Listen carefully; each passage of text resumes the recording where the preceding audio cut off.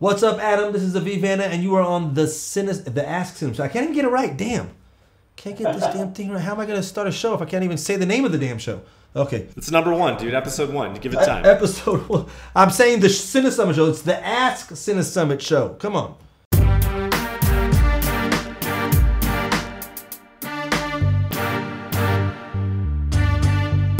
Bounce and bang, do your thing. I'ma do mine for life.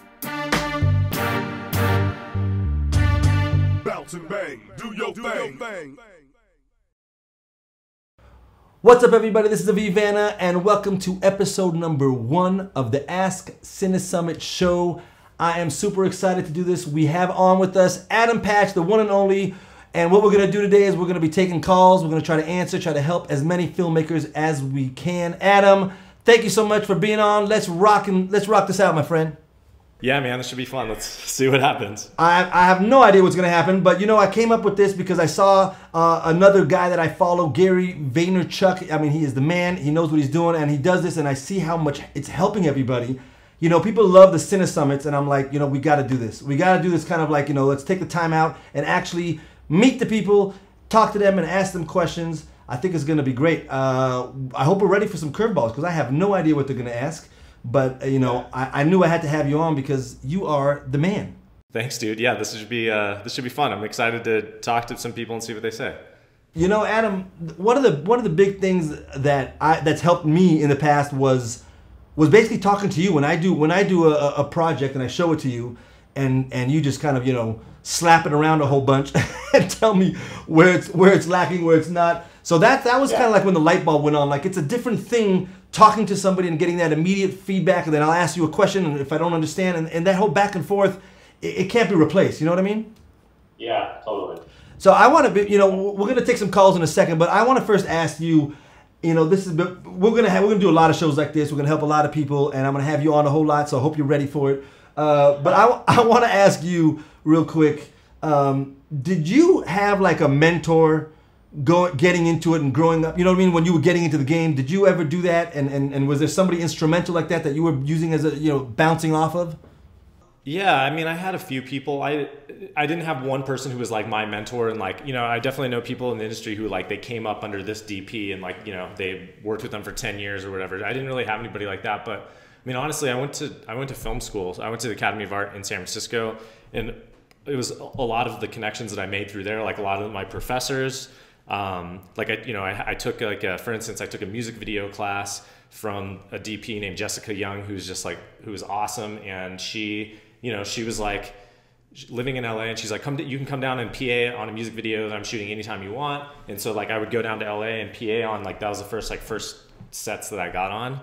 And, yeah, and then, you know, and she's introduced me to directors that she shoots with, and then, you know, there have been other teachers that I've had over the years, really, who were always the people who would give actual criticism, which I thought was the most important thing. And sometimes I found in film school that was like one of the hardest things to actually get. And I don't know if this is just my film school, but like you would be in class and people would show their work, and like everyone would just be like, give a polite, you know, like, hey, great job, you know, and everyone just is kind of like, no one's really cutting to the chase and saying what needs to be said. And, you know, I'm like, I'm in film school. I want you to tear this apart. I want to know everything that I did wrong. So I think part of me, that's like that's my philosophy in general. So that's why, like, when you ask me to like critique something, I just like tear it apart, because I have flashbacks of myself, and it's still like that when I ask people for criticism. I actually want criticism. If you're just going to say like, that's my thing, great job, then what's the point? That's my thing too, is like, you know, give it to me straight, because how am I going to improve?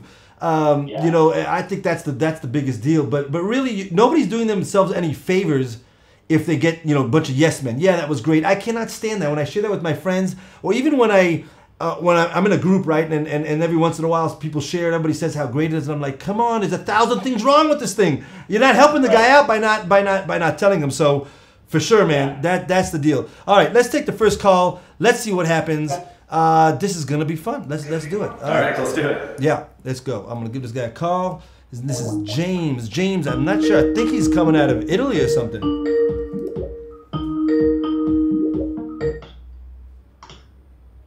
Hello. Hey, James, this is Aviv. You're on the first Ask CineSummit show with Aviv and Adam, and we want to know, how can we help you?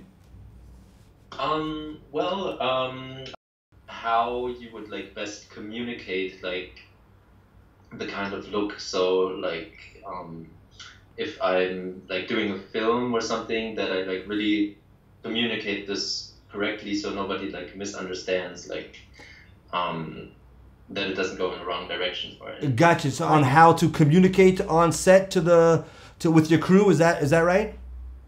Exactly. Adam, are you clear on what his question is? Yeah. Good question. Well, so really, when you're on set, you just need to communicate you don't have to know how to do everything. You just need to communicate the specific things to the specific department head. So for instance, I assume you're asking, like, as a director, like you have a vision of what you want it to look like. So you have a picture, a reference picture, which is a great place to start. You give that to your DP, and you guys will have a conversation about it and say, this is what I want it to look like. And basically from there, your DP disseminates the information to everybody else. So the DP would talk to the gaffer and the key grip, and they'd figure out how to actually make it come together. So it seems kind of overwhelming when there's like a big crew and you're trying to make sure everyone's on the same page, but really, like, there's a hierarchy of, there's like a structure on set for a reason, so that all you have to do is communicate to the couple of people. Like if you want to dress a set, the art direction should look a certain way. You're working with the production designer, and the production designer is going to, have all of their people do the things to make sure that it's your vision, Right. Yeah, what I was like looking for is like which words would like communicate these images best, because I haven't been to the US in like a very long time, and I'm trying to like work on like my communication.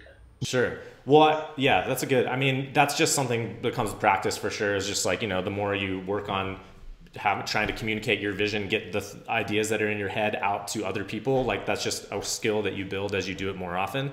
But the first thing you said was really important, which is like you have an image to start with, which is a great, or some sort of reference, which I think is a great place. Because like there's been so many times where you like have an idea of what you want maybe, and you're trying to communicate it and you're talking about it. You guys are just talking in circles, and then someone's like, well, is it like this? And you look at a picture and then you're like, oh no, that's totally wrong, or that's perfect. And like, a picture can do, or some sort of visual reference it gets rid of room for everyone's own interpretation on it, and you can just talk about something tangible. So I think that's a great way to start, is if you need like, if you want to communicate as clearly as possible, have reference. That's a great way to do it. Also remember, Matthias, that sometimes you can show a reference and there's something about it that you really like. You have to make sure that you specifically, explain the details of what it is about that reference that you like, because sometimes a DP will see it and he'll like a certain thing about it, and that's what he's thinking you have in mind when you really have something else in mind.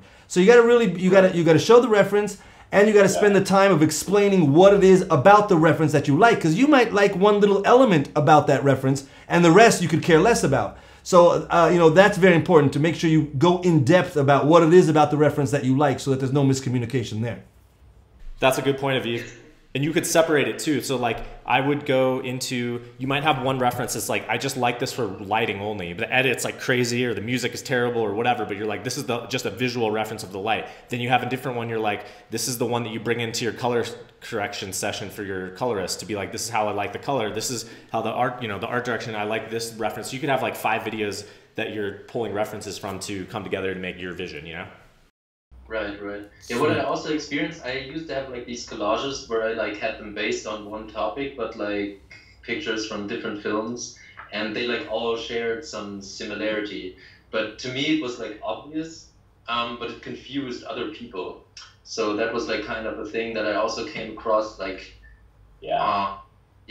how to do that like this without confusing. Well, that's probably what Aviv's saying though, is that it's probably what's happening is like you have probably a lot of images that you see as a connection, because you're pulling different references for different things. So you might like one thing about this picture and one thing about this picture, but as a cohesive piece, maybe they seem disconnected. So that's why it's important for you to be like, this is what I like about this, and this is what I like about this. Because if you just look at the whole thing, maybe they're totally, maybe one is high contrast and one is like super flat, and and somebody's going to be like, well, what is this? But maybe you like that because of the color, but you like this because of the hard edge light or whatever, Perfect.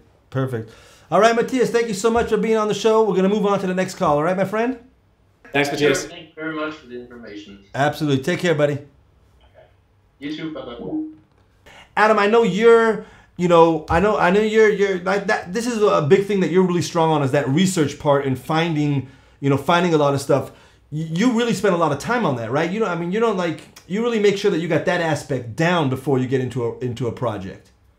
Yeah, for sure. I mean, I get paralyzed by choices if I can't, I gotta get the vision in my head first. And for me, the way to do that is like finding a reference and getting inspiration or music or whatever it is. Like, I definitely have to do the research before I'm ready to actually figure out what the thing is. I'll tell you, the hardest part for me when I've engaged in this in this exercise before is that I can find things that are so extremely different, and I like them all, and I'm like, oh, now what the hell do I do? You know what I mean? I get thrown by that.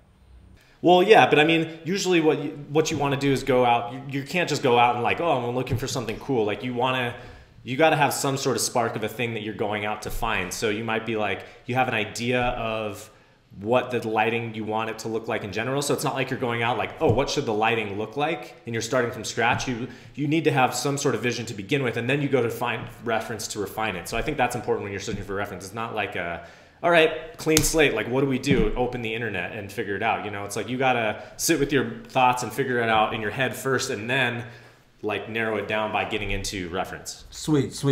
Okay, we're calling now Tina. Let's see if she picks up. It's her lucky day. Right. Let's see what she can do. Let's see, Tina. Hello. Hey, Tina. How you doing? This is Aviv Vanna. You're on the CineSummit show. Ask the CineSummit show with Adam Patch. How can we help you today? Hey, Tina. Awesome. Hi, guys. Thanks so much for calling. So I'm an amateur, but I love what you guys do, and I love doing it. And my big question is about audio. As an amateur, how can we step up our game to try to get quality audio? Wow, that's interesting. What kind of stuff are you shooting? Let's start with that. So we like to shoot testimonial videos. We like to shoot mini movies. We've been using our iPhone to create lots of cool content. We also have some, we use our Nikon cameras as well. Gotcha. So I'll tackle this first, and then Adam, you can jump in. I've been through this whole spectrum of starting with just the camera, just getting nothing but audio on the camera, and then going all the way up to real good shotgun mics with the boom poles, and having somebody else, a dedicated audio person. To begin with, I mean, you could start off real simple, real easy. Go with I think the first step is an onboard mic, like something on top. That would be the first initial step. It's still not that good because the distance between the camera and whoever's speaking is going to be still quite great, and the closeness is very, very important. So the next step up, as I would say, well, first of all, you could stick with that, and you can get like an extension kind of cable, audio cable, and then put that on on something. I mean, you could really guerrilla filmmaking here and just kind of hang it, or many ways that you can put it in front of the person who's speaking.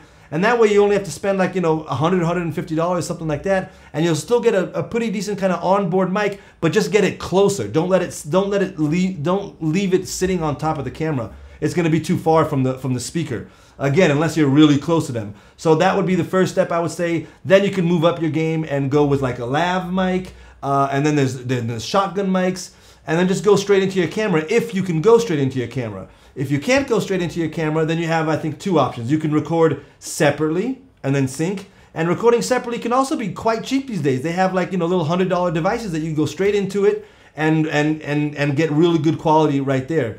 The other option is to buy a device that connects to your camera. So it goes into the device, and then from the device into the camera, and then you're good to go. But the main thing I want to say here, Tina, is that believe it or not, you can get really, really solid audio for a couple $100.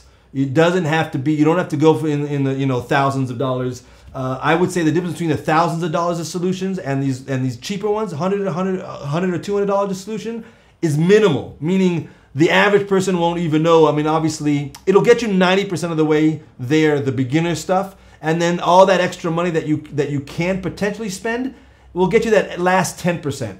But the first 90% is more than good enough for probably most things that you're going to do for a long time. Does that make sense? Yeah, that's awesome. So it doesn't sound like you're mentioning any kind of a sound mixing board or anything like that. Well, you mentioned interviews, so I'm assuming it's one, maybe two people, right, at a time? Yep. Yeah, so you don't need that. No, absolutely. I mean, I've been doing this for almost 10 years now. I still don't have a sound mixing board. You would need a sound mixing board if you have, like, you know, if you're doing lots of people or an orchestra and you got to have a lot of equipment going in, and then, you know, so you can have it all coming into 4 or 5 different things. And then from there, you know, you will individually change the levels and watch how they're, you know, the recordings of each and every one. But you don't need that here. No way. Not at all. Not at all. Awesome. Yeah. Is it possible? Can you throw out any recommendations for equipment that you would I would say seek out? Yeah. I would say Rode does some pretty good onboard mics, and then Sennheiser also has. But that kind of stuff. I mean, a quick YouTube search for exactly what the words you just used as you're asking me will get you hundreds of videos with every single type and every one that's tested, and you'll be up and running. And you know, an hour later, you'll know what you want and for how much. So you'll be good to go. Tina, you could also check out, I'm going to give a recommendation, which I don't know. I don't actually do that much stuff with audio because on my shoots, there's always a sound guy, so I don't actually know that much. But the few times I've used one, and I know is a great cheap option, is a Zoom recorder, Z-O-O-M. Yeah. And they're just these little handheld ones with these great bidirectional mics, and it's great for, you know, it doesn't work for everything, but it's a really good, it's like $150. It's a good place to start. Good one. Good one, Adam. Yeah, I actually have one, and you don't see me right now, but I'm holding it in my hand right now. Yeah, that one. And the good thing about that is that they have a nice line. So you can get the really basic one, probably again in that $100 mark, and then if you can go up to $400 or $500, I'm sure. So yeah, it's pretty straightforward. And one thing I do want to say though, Tina, this is a worthwhile investment. If you don't have good audio, oh man. You know, you can do everything else right, and then your stuff's gonna look like crap. So do that. Definitely do that. That's gonna make you look so professional just by having good audio, for sure. You got to do it. I love it. You guys, thanks for the encouragement. Will do. Much appreciated, and thank you for the call too. Absolutely, Tina. All right, take care, Mike. Thanks, you guys.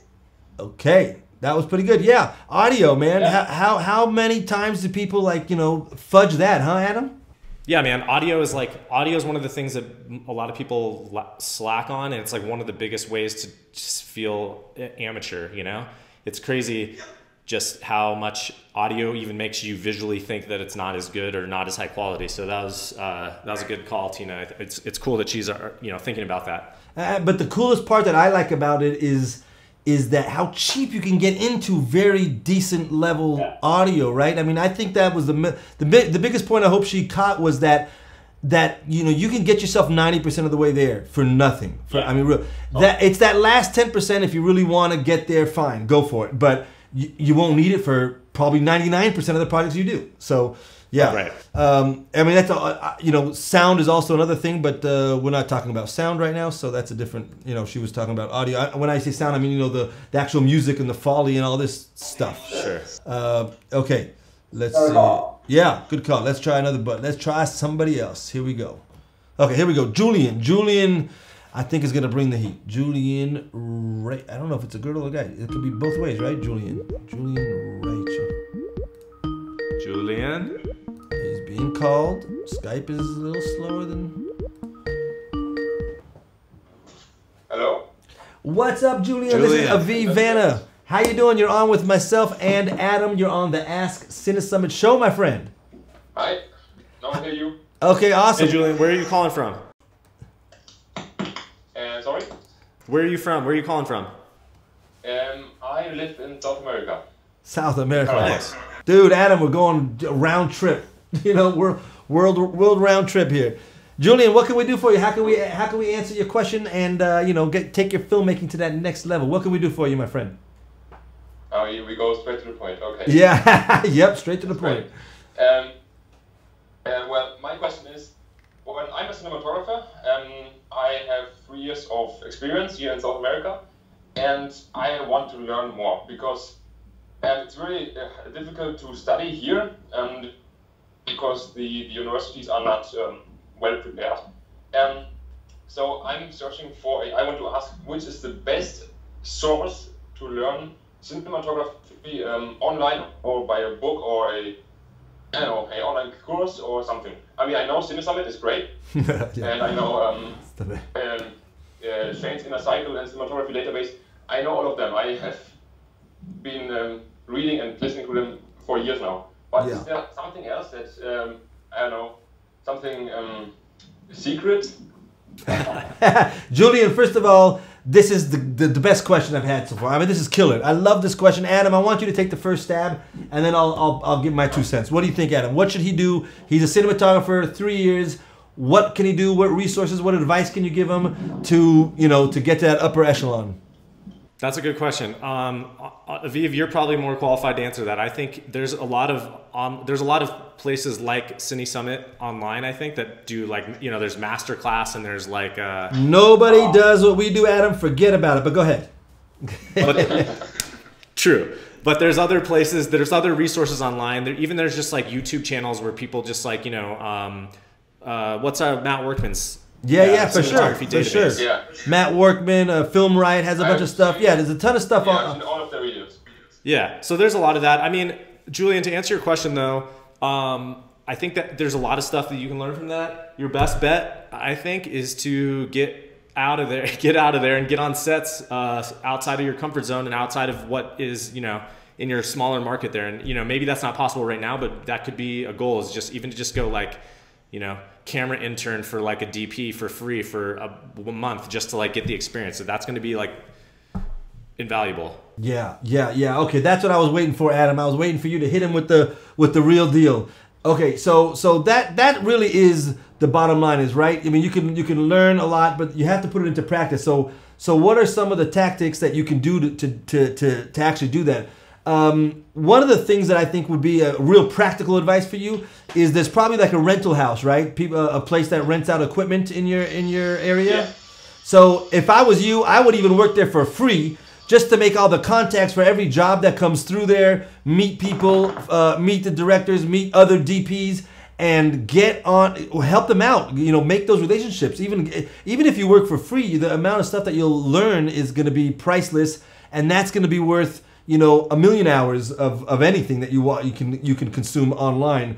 But besides that, I would say you got to invest in yourself. Adam, how much is investing in yourself as far as a director is concerned? It's the same thing for DP as well. But Adam, what did you do in the beginning as far as getting your reel and getting your work out there? Yeah, I mean, for me, it was just again getting onset experience. So I would just go. I lived in San Francisco when I got started, and I would drive down to LA just to PA on a job for free or for $50. It wouldn't even cover the gas money, but I would just do it to get the experience and meet people, and that's where I learned the most and met the most valuable people that I'm still in touch with today. That's it. So it's a twofold thing that happens here, Julian. You with us, Julian? You hear us? Yeah, I do. Yeah, so 2 things Adam just said is, one, he would get on sets and assist, and he would even do it sometimes for free. But notice what he just said, that he's still working with those people to this day, meaning that stuff that he did for free then is today paying his bills. You get that? Yeah. That's not only did he learn, but those are the same people that are now hiring him, or production companies that want him, and et cetera, et cetera, et cetera. So there's nothing more than that. So I gave you a real practical way on how to go about that, which is one practical way, which is rental houses and whatnot. But today with social media, you can find out who all the big guys are just in your area, in your neck of the woods. Start to talk to them on Instagram and Facebook and all these social media platforms.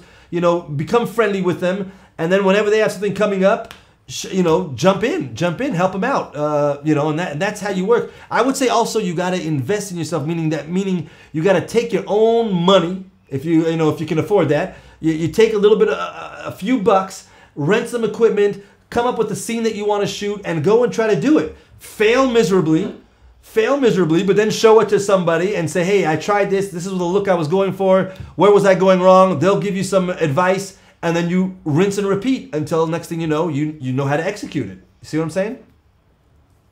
Yeah, it's great. I mean, I know that I have learned everything. The most I know now is what I have learned by doing. I never went to any university or film school or something. I learned everything online and by doing mostly. Yeah. And I know that I should go more to on set and work with the people, and yeah, I do that. But actually, here in Paraguay, it's not like I can learn a lot more, because there are only 2 bigger rental houses in the whole country, and like 3 DPs, mediocre professional DPs, and I believe that I know already what they know. Gotcha. So you got to get out of there. I hear you. You got to get into a bigger market. Yeah, exactly. You got to change. You got to change your market. You got to change your market. Is that what you just said, Adam? Yeah, you just got to, I mean, yeah, totally. If you tapped out the resources where you're at, then, I mean, you have 2 choices. It's like, one is stay there and be at the top of the game in a, you know, big fish in a small pond, or you can go somewhere else and learn more from other people in a bigger market. And I mean, that doesn't have, you know, that doesn't have to be a huge thing. Like, I'm sure there's some other, you know, there's got to be other large markets that are near you. That's not like you're having to fly to like Paris and go shoot something there, you know? Right, right. Look, we're not. There's Buenos Aires in Argentina. They are very professional. It's like I don't know, 1,000 kilometers from here, but it would be an option. Yeah, I think that's your best bet.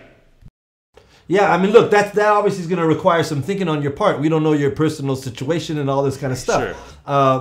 But you know, if this is something that you're really trying to go for, you might even do it for a year. You know what I mean? Really make the connections in whatever place you decide on, plant the seeds. But that's the question. And then go over there. Aviv, well, I mean, Julian, what you're saying is like, how do I do to take my shit to the next level, basically? And if maybe you find some online resource that maybe we do have a secret website of you learn everything you need to know. But then the thing is, you're still in this market where you're at the top. You're gonna hit the ceiling. You know, you're gonna run out of crews that can do those things. You're gonna run out of the gear. You're gonna run out of creative that's coming through that gives you the option to shoot that stuff. So if you want to, there's no website that's gonna do it. You're gonna have to find a bigger market to get to.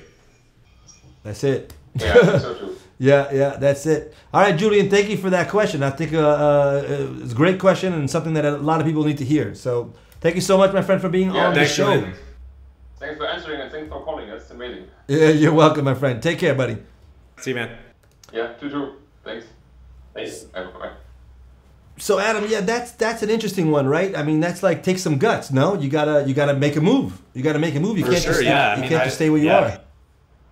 Yep, for sure. It's tough, because it's like, it's easier said than done, and especially if you're living in Paraguay or something where it's like, there's 3 DPs in the country. That's like, it's, if it's really something you want to do, it's like it's a life change. But if that's what you want to do, you got to do it. So Adam, thank you so much, my man. We're gonna do this. Yeah. I say we do this a little bit, once in a while, and give a lot of benefit to all these filmmakers out there that are trying to make it. I don't have a snazzy kind of tagline to end this thing with, but I'll come up with one, and then we'll insert it in. Thank you for tuning into the Ask CineSummit show. I'll see you on the next episode. Get on out there and do your thing.